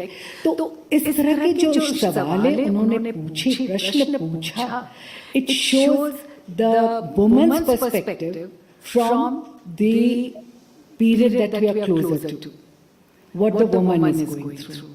And now the जवाब of उनका जो प्रश्न का उत्तर था वो अलग था. ही says नहीं, मैंने ये सब नहीं सोचा. मतलब अच्छी तरह से उन्होंने लिखा गया था. मतलब मेरी शब्दों में मत लीजिए, लेकिन जो साहित्य के शब्द थे बहुत ही खूबसूरत थे कि ये इस तरह से. लेकिन मैं आज इसलिए जान गया कि ये जो मैं कंप्लीट जो एक्सट्रीम्स में जा रहा था अपने आप को, fasting to almost to death करके, और ये कि मुझे एनलाइटनमेंट नहीं मिलेगी. और आज वो जब पहचाना है कि वो नहीं है, then it goes into the other reasons. But यहाँ मुझे इस तरह से लगा इस एपिसोड से, इन प्रश्नों से, that the woman was asking the questions from the point of view that, you know, or from times that you and I are more familiar with. So that means it is a 20th century literature. It is, or maybe it could have been an 18th century or a 16th century literature, जहाँ से हम लोग उस औरतों की मनोदशा से ज़्यादा वाकिफ हैं. और उस तरह से उनके जवाब में ऐसा लगा कि कोई भेदभाव तो था ही नहीं. No discrimination whatsoever. He was searching himself. So that was a search of himself for him, as to who he is. Or as Dr. Mishra said, what is he? The whatness of his whatever he was. So I think that was an answer which I thought was defining answer, not only towards himself and to what he was seeking, but also in his attitude towards a woman. And that is why he much against वो है कि उनके हाथ से he says, आज मैं पहला, आप तुम्हारी वो क्या महान भावना है कि आप, तो फिर मैं आज पहला आहार तुम्हारे ही करों से लूंगा. तो वो उनके करों से बनाया हुआ वो खीर खाते हैं, और सुजाता भी वो उसके बाद धन्य हो जाती हैं. तो ये एपिसोड में मुझे उनकी सेल्फ सर्च लगी. एक औरत की भी मनोदशा का पता चल रहा है, और उनकी अपनी मनोदशा, उनकी अपनी खोज का भी आपको इसका उदाहरण मिल रहा है. तो I think this is a very, for me it was very sort of impressed. I was impressed by. Similarly, जब आम्रपाली का जो मैंने सवाल किया था, क्योंकि कहीं it was not a very famous literature. No, it was some little piece of writing I read somewhere.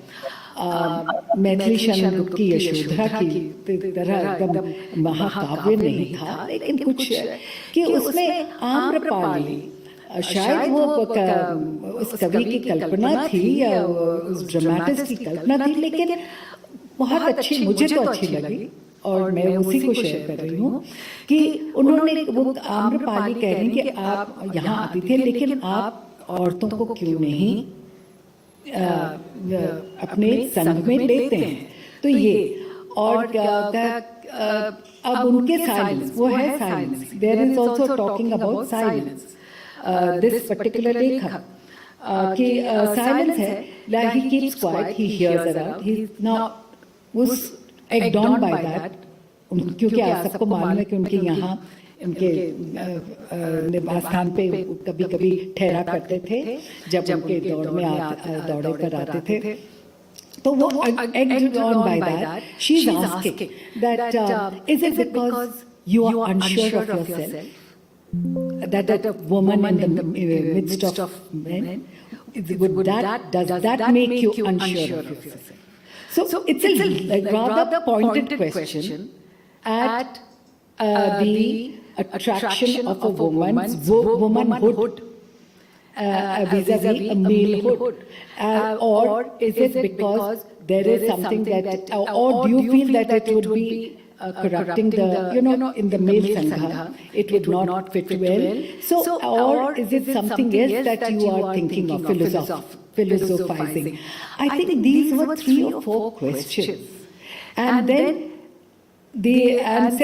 and again the silence continues, and then this lady continues in that particular piece of literature that continues and says that if you think that I am still full of, I am after all a Nagarbadhu, lekin if you think that I might be a opposite angel, let me tell you, I have gone through, I'm emotionless. I am desireless, emotionless. For me, I have crossed all that stage. I have come to a point where my Atma is seeking something else. I am also looking for who am I or what am I? And then it was at that point, so there was a meeting point of the point of views of the person.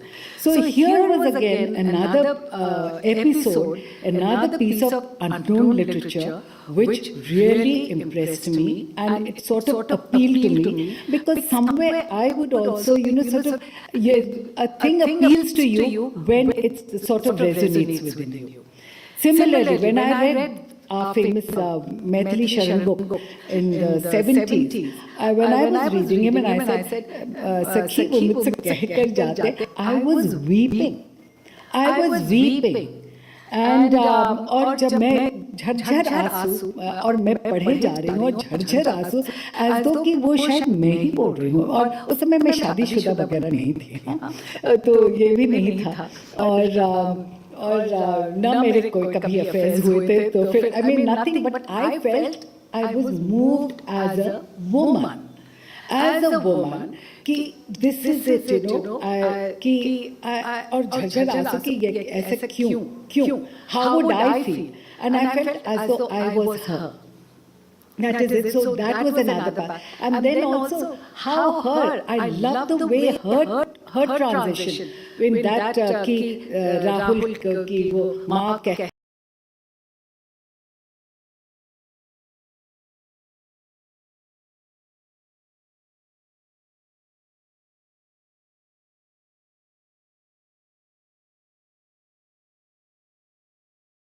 aspect of a woman that came out so brilliantly by a writer, but it was unsaid by Buddha, but it was the silence of Buddha that caused this aspect and this inner conversation of the writer, of the author, to be able to pen it down and go into the psychology of both this person as well as that person.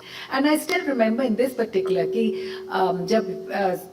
it was mentioned that he was against the Brahmanical tradition. कि शुद्धोदन पूछते हैं कि ये तुम्हारी क्या शब्द है शुद्धोदन जब पूछते हैं कि ये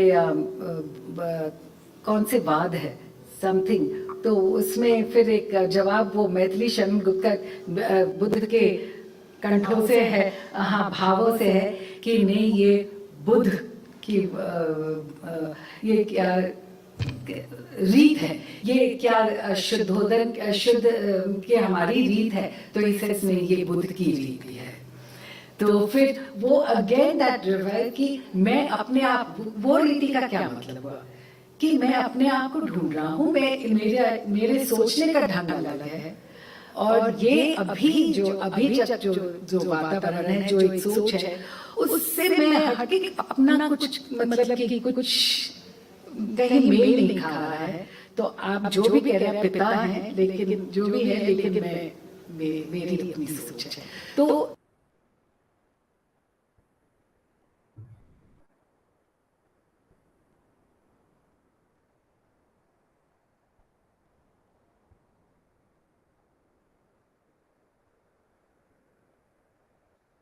शून्यता He was beyond everything. He had gone beyond. And whether it was, so he was gender, he never thought in terms of genders. Yes, in his song, his own, others did think of it because somebody dropped him and met him only much later and things like that, Anand, etc. But that was something different, but not him.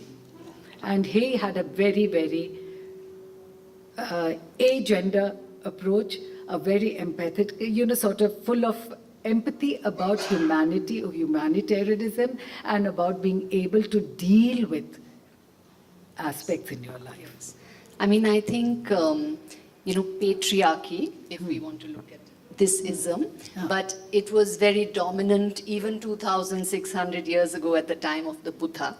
And so that society in which the Buddha existed and taught and lived itself was very discriminatory towards women already, especially women from the city-states which had developed at that time, Vaishali and all the city-states around this area of Magad and in these regions.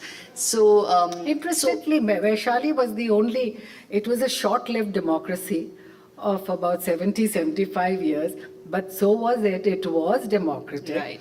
And it enjoyed much more democratic privileges than even its compatriot Athens at that time. Absolutely. If you compare the two. Absolutely. Unfortunately, it was short-lived. Yeah, and in those particular republics also, women were not given choices. They were either, depending on your class, of course, but let's look at the merchant class, which was rising at that time. But basically, in those classes, the only women who could opt out of marriage or motherhood or being caregivers were either nuns or bhikshunis, which the Buddha was quite radical at his time to actually allow for bhikshunis full ordination, after, of course, discussion and debate with Ananda. And the other women were actually courtesans or prostitutes who had that option to opt out of these very set systems beyond which, and in the Therigatha, which Dr. Verma mentions, these women actually speak of this, that, oh my gosh, I have freedom from hurt and horrible husband, and,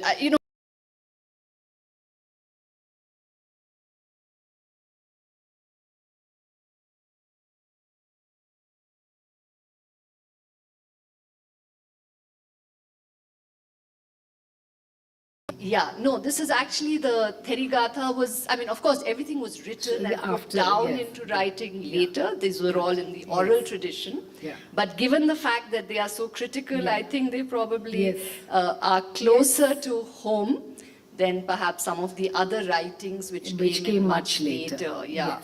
But one thing, the Buddha was often criticized by and is criticized by women is leaving his wife. Like, why could he do such a thing? I agree with you. And so I agree with you. That is one aspect which a lot of women have had umbrage with. I suppose if any one of us, as I said, if any one of us were faced in that position, we would question. As a wife, we would question. Later on, I think then we would also try to find answers ourselves. As to, could it be self-solace, mental solace, whatever be it, but we would try to find the answer within ourselves as to why he would have then found a reason for it. That the larger good is better than an individual happiness. And so there is a point in that it's a larger good.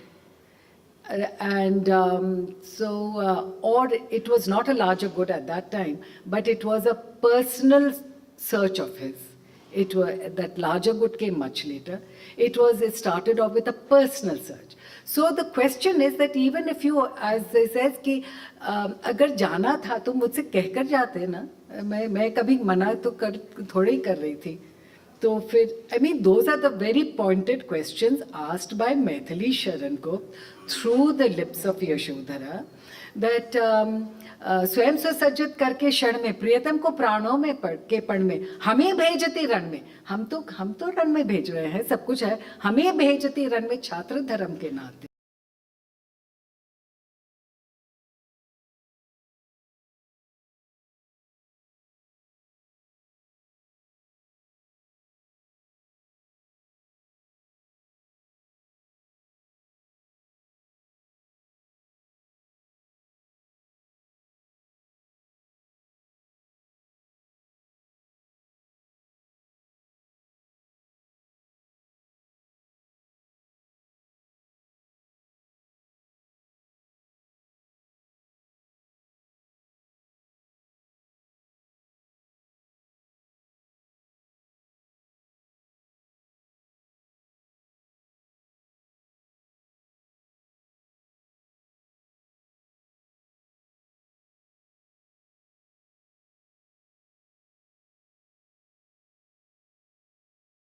environment of our lands, our ancestors, our backgrounds, right? Everything varies. It's different in different parts of the world also, depending on where we are coming from. I mean, in terms of the way men might have responded to a situation like that, I'm just saying.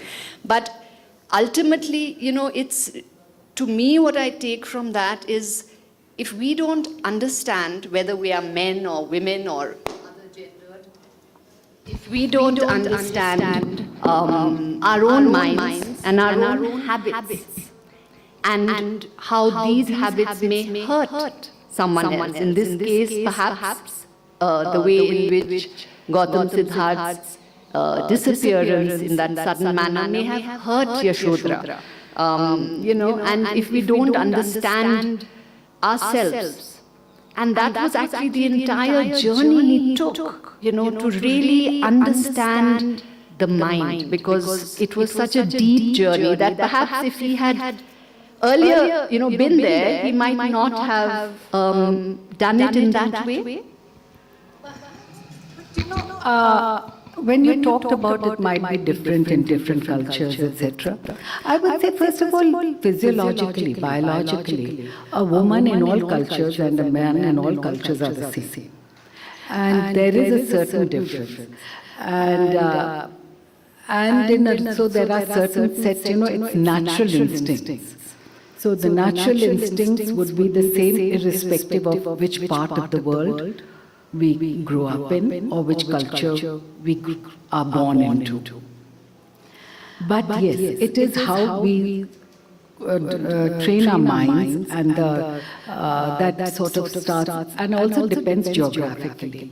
I mean, in our own country, a woman of the hills behaves very differently from the woman of the plain.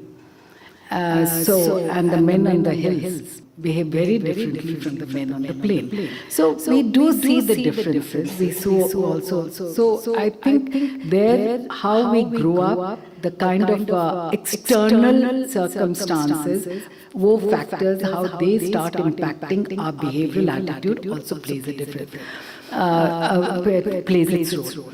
But yes, Buddha may not had he. I do not know. Now this is a field of speculation.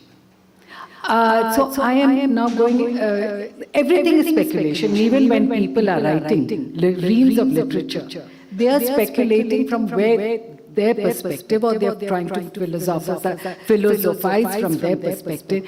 Even the writers of, you know, and discussants of even taking it from the sutras and the various baths, you know, and all the stories are philosophizing or discussing it from their perspective, on the perspective, because we grew up in a certain perspective, so we are also prone to our own ways of thinking.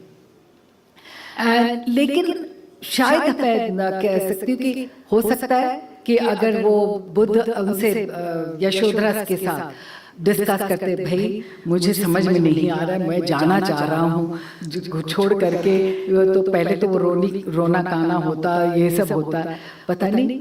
I do not know whether she would have agreed to it and said, okay, after all, agar kal we belong to the Kshatriya clan, tomorrow there's a battle, of course I will be crying, but I'll allow you to go.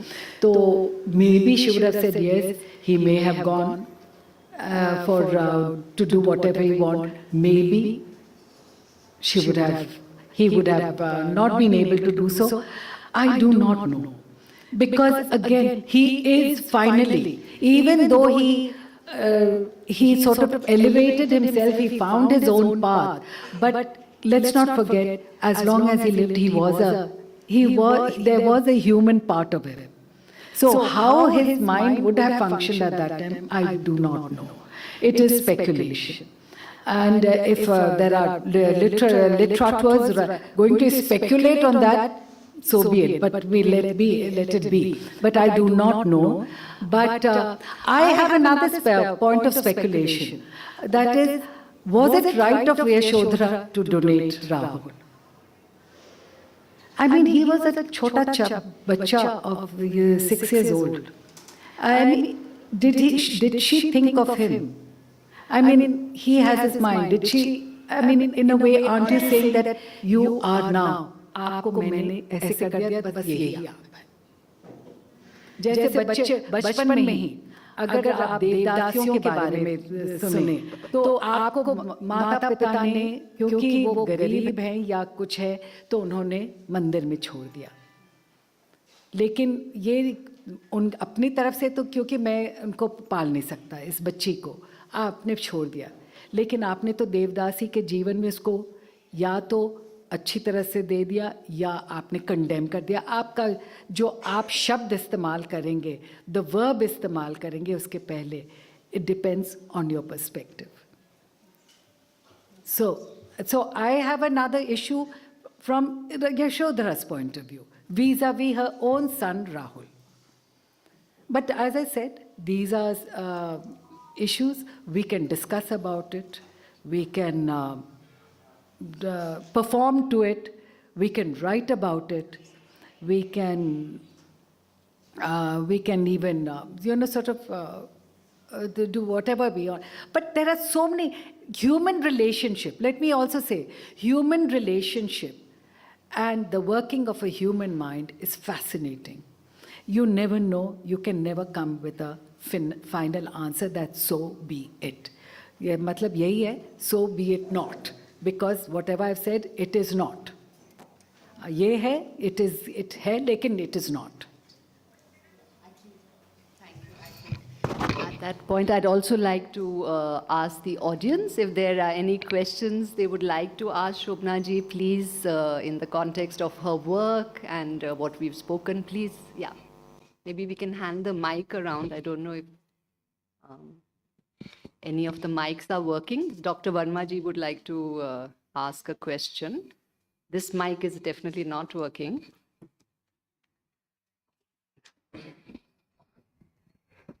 More than a question, actually, it's just an observation.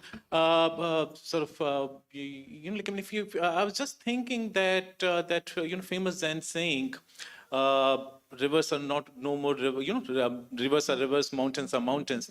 If you just replace it, by men and women. Yes, exactly. Right. So women are. So like, I mean, this is how our sort of what we call Shashvatvad. That is represented in the first line. Women are women, men are men. So, like, I mean, so because the idea over there is that there is a defining substance. Shashvatvad undoes that. So this is where the second, thought comes from. Rivers are no more rivers, mountains are no more mountains. So, if we look at that in terms of methodology also, in much later, of course, thinkers like Derrida, come on the scene and they talk about deconstruction. But if you look at this thought, I mean, this is like, this exists in much earlier periods. So Shunyavad, in at least, one very important contributing factor therein could be purely at conceptual level. So, in Shashvatavad, the idea is that there is a defining feature. The moment we deny that, then, things become, and then, like, there's nothing completely women. And if we also look at yin-yang tradition, it's very different from, say, for example, dualism of Sankhya. So if you look at the symbol, you put a diameter from anywhere, it would never be completely white, nor would it completely be, black. So this was my simple, just small observation. You know, for example, when we say Shwet or Sham, Shwet में हम normally कहते हैं absence of colors. I'm sorry, Sham, the other way. But both of them have actually colored frequency lights. It's only which frequency they are traveling in. But there is light available in both. There are colors available in both. लेकिन आपकी frequency कहाँ है, frequency की क्या speed है, वो किस speed पे ट्रैवल कर रही है, वो it starts and then it starts, you see it from different point of view, you'll see the same thing changing, the colors. So the whole thing, there is no such thing known as absolute truth or absolute untruth. I think of, जैसे कि बुद्ध के context में, in fact ये मुझे यहाँ बोध गया में मिला था बहुत बरसों दशकों पहले।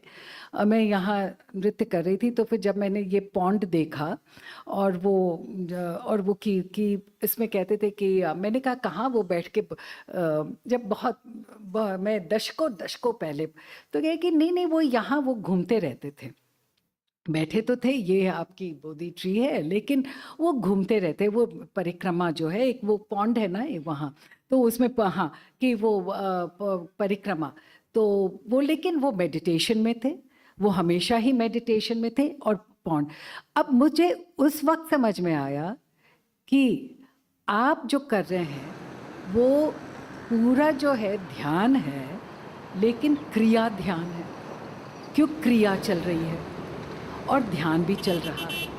और इससे मुझे याद पड़ा कि जब मैं बहुत छोटी थी और जब हम लोग तत्कार का रियाज करते थे, ना दिन देना, ना दिन देना, ना दिन देना, ना, और मुझे कहा जाता, बेटा ऐसा नादिन देना फेंको उस वो द्रुत गति में कि तुमको संगीत सुनाई पड़े। उस वक्त तो जब मैं छोटी थी तो मुझे समझ में नहीं आया संगीत उसमें कैसे सुनाई पड़ेगा, लेकिन बाद में कि इसमें जब आप ध्यान में है तो वो संगीत तो सुनाई देता ही है। और वो योग का जो है आपका 7वां स्टेज है कि आप एकदम मर्ज कर जाए। फिर इससे एक और यहाँ फिर एक कहानी मिली कि वो कर रहे थे और उनका लास्ट ब्रेकिंग पॉइंट था कि शायद कोई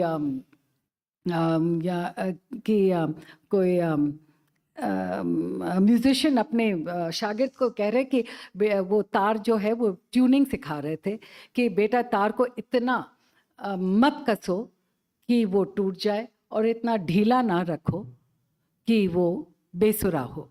तो उसको सही, अब उसमें द लॉज ऑफ फिजिक्स में भी वही है कि अगर आप तार को उतना कसेंगे अगर बहुत, तो फिर वेलोसिटी जंप कर जाएगी आपकी, वो ऊपर चली जाएगी वो, और फिर वो टूट जाएगी। So even that way sound wise it sort of peaks up completely. So there's always a slight difference. Then only will that sine curve be maintained, and it won't that way. Now so which again is talking about that nothing is absolute. Even जब हम कहते हैं सुर एकदम मिल गया है, मिल तो गया है, लेकिन फिर भी आप उसमें 0.000001% आपके, क्योंकि वो अगर होता तो तार टूट जाती।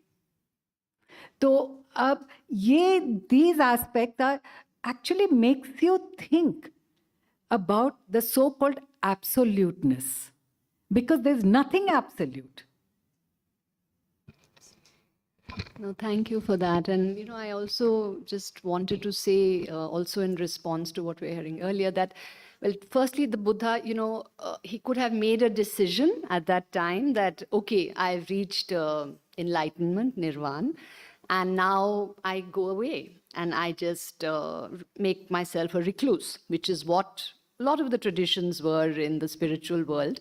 But he made a very conscious choice to engage with society and his kriya, so perhaps at that time also, he through his practice And his practice was not just full and complete meditation for, whatever, months on end, but to actually walk, to actually eat, to actually hear. So deep listening, mindful walking, being in the here and now. I mean, that was very central to his understanding of how we reach the understanding that we are all impermanent. There is no absolute self. We are, made up of elements which are not us, our ancestors, the sun, the earth. These are the aspects of ourself. So how can we say that I am just this body? So his ability, and I think his putting into practice and deciding to engage and teach what he had learned. And what he had learned was what he had experienced. Because he always said that, take the Buddha and burn him, the Buddha is meaningless. What is meaningful is only what you experience. Otherwise, nothing else matters, And therefore, again, as a dancer, I feel it's beautiful that you experience those aspects. And if you can tell us a little more, yeah.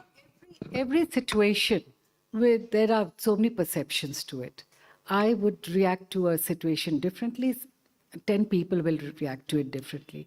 And I think when you, I would say when you're talking about any great teacher, even the fact that they're teaching and spreading whatever it is of sharing of your experience.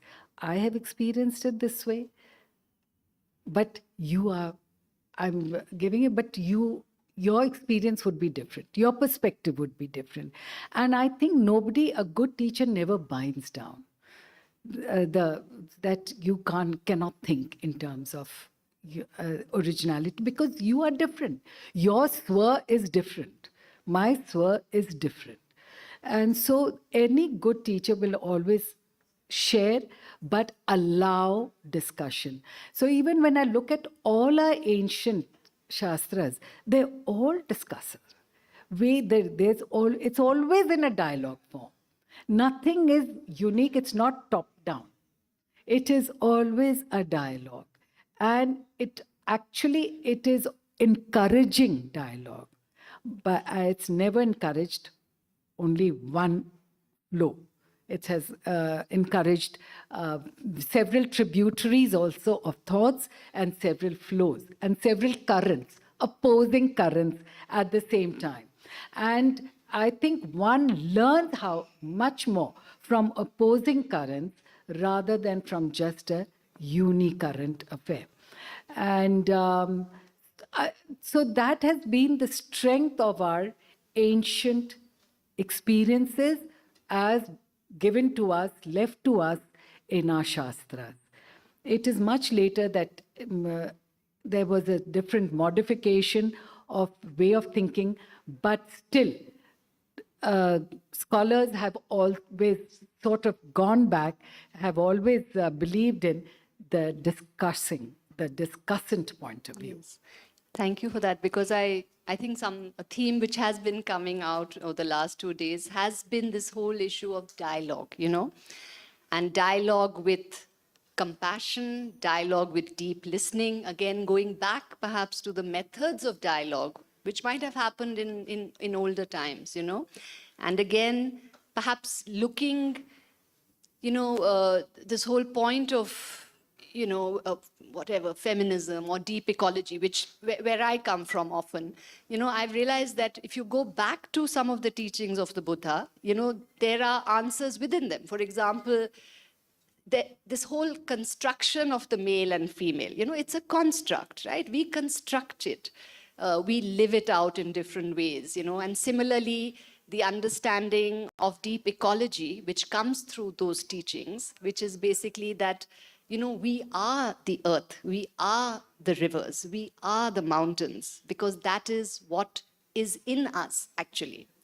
So, so the ability perhaps to go back to those methods or those manners of conversation? You know, do you feel, or is there anybody in the audience would like to also You know, comment I also on that? want to Yeah. say that the period we are talking about, we did have very enlightened women and very women. So it wasn't a society. A society has always existed at various levels in all times. Even today, even in yesteryears, society did have their own brand of, you know, very enlightened and forward, you know, sort of women who could take on men.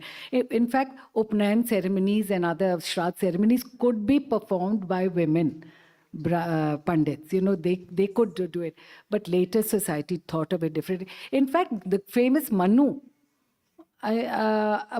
we only like to look at Manu in a very from a couple of verses taken out of context, but forgetting that that comes out, you know, and that there is something else written. So we take something out of context and start propagating it. Whereas in chapter 4, it's written that paritajyate, you know, that way. If a time, in his thing was that a time may come when you have to modify everything, abrogate, modify, throw it out of the window, amend, etc. So don't hesitate to do it, because change is the only constant factor. Nothing is constant except change. So, if there are any more questions from the audience on these very pertinent issues, especially as women, you're most welcome to Ladies, पूछिए, ask. Yeah, औरतों का perspective. the changing woman, the changing mind. मैंने उनके लिए के लिए तो कह दिया कि वो तार का मतलब कि हमारी ट्यूनिंग जो है वैसे किस तरह से होना चाहिए.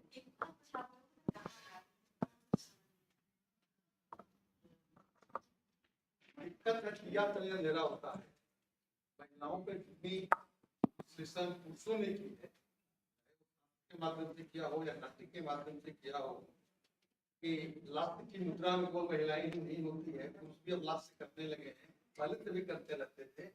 तो महिलाओं की भाषा महिलाएं क्या समझेंगी, पुरुष ही कोई बता सकता है. अरे वाह वाह. Excellent.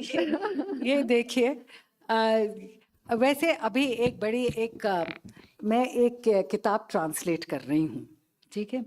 अब उसमें है कहा गया है कि ये जितने कालिदास के जो ये हैं, वो कालिदास ने लिखा था कि विद्योत्मा ने लिखा था.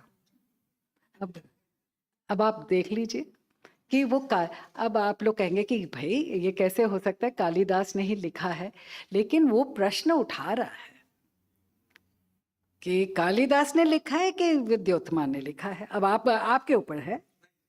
आपने बड़ा गर्वित कहा है. हाँ. मैं ये कहना चाहता हूँ, हाँ, क्या किसी नारी ने लिखा, एक पुरुष ने लिखा कि तत्र नारी पूज्यन्ते रमन्ते तत्र देवता, जी. लेकिन कोई नारी ने तो हमने नहीं पढ़ा है.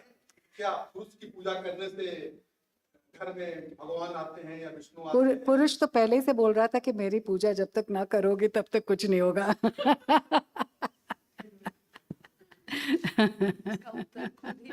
वो तो खुद ही. वो आपकी पैटर्नलिस्टिक सोसाइटी ही, वो पेट्रियार्की सिस्टम.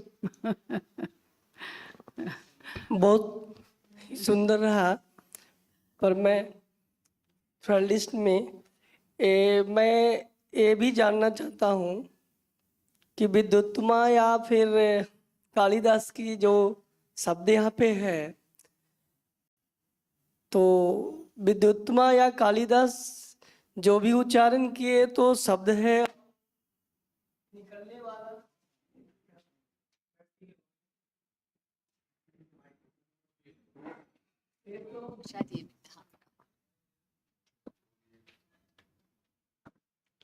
हेलो. कालिदास और विद्योत्मा की जो यहाँ पे नारी और पुरुष की बात है, तो ये तो शरीर का तुलनात्मक अध्ययन है, पर दोनों तो शब्द ही प्रकाशित किया है,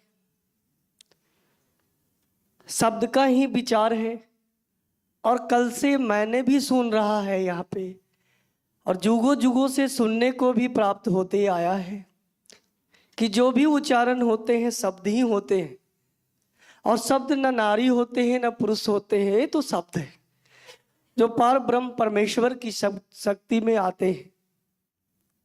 तो फिर मैं हमेशा उस पर ही चर्चा में अगर ज़्यादा मैं दूं तो वो ज़्यादा बेहतर हो सकता है। मैं एक चीज आपसे पूछूं, बिल्कुल, मैं जानूंगा ईश्वर जरूर। को फिर हम पुरुष क्यों लेते हैं? ईश्वरी बोल दीजिए।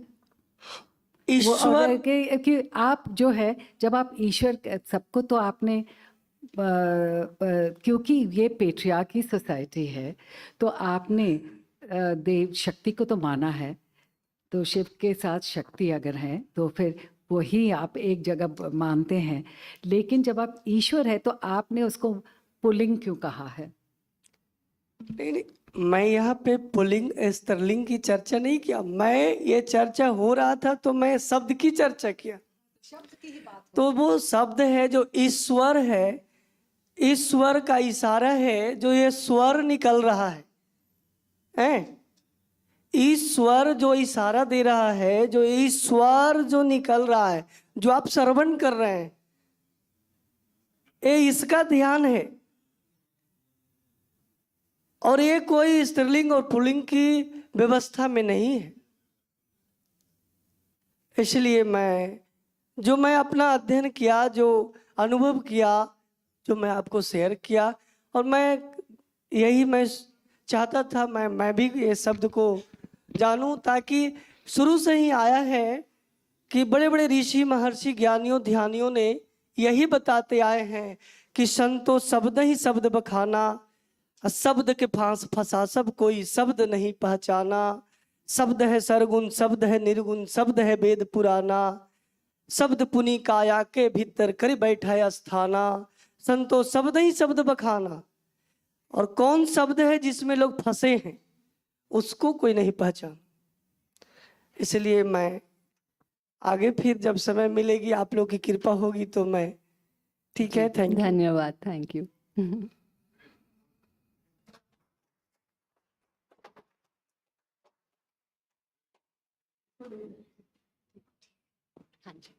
So I think, yeah, we've kind of reached our time limit, and I've had the wonderful opportunity to speak to Dr. Narayanji, and I really enjoyed our conversation. And thank you, the audience, for your responses.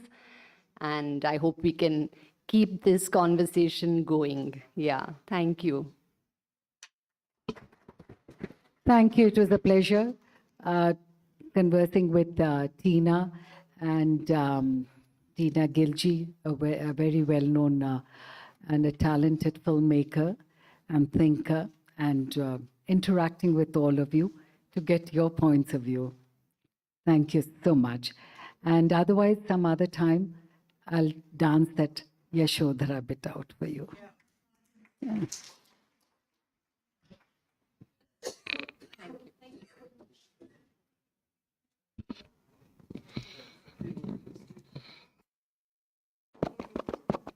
Thank you so much, Dr. Shona Narayanji and Ms. Tina Gill. And we would definitely want to see the dance performance sometime. The next edition, maybe, we would definitely like to see that. जी जी, we would definitely love to see that. Abridged version है. जी. Abridged है. वहाँ से कैंची लगाए, यहाँ से कैंची, वहाँ से कैंची. सखी. सखी. सखी वे मुझसे कहते जाते. सखी वे मुझसे कहते जाते. फिर हेतु स्वामी के ये गौरव की.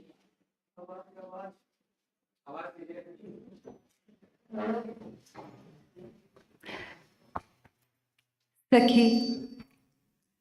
सखी वे मुझसे कह कर जाते. सिद्ध हेतु स्वामी गए. ये गौरव की बात. पर चोरी चोरी गए, यही बड़ा व्याघात सखी हुए मुझसे कह कर जाते, कह कर जाते। स्वयं से सचित करके क्षण में प्रियतम को प्राणों के पण में हमें भेजती रण में, छात्र धर्म के नाते सखी वे मुझसे कह कर जाते, कह कर जाते।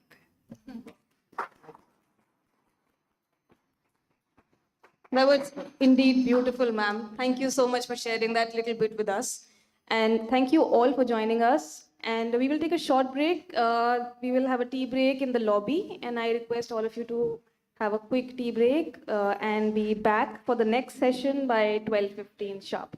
Thank you once again, Dr. Shobha Narayanji, Christina Gill, and thank you all. We will join back at 12:15. Thank you. Thank you.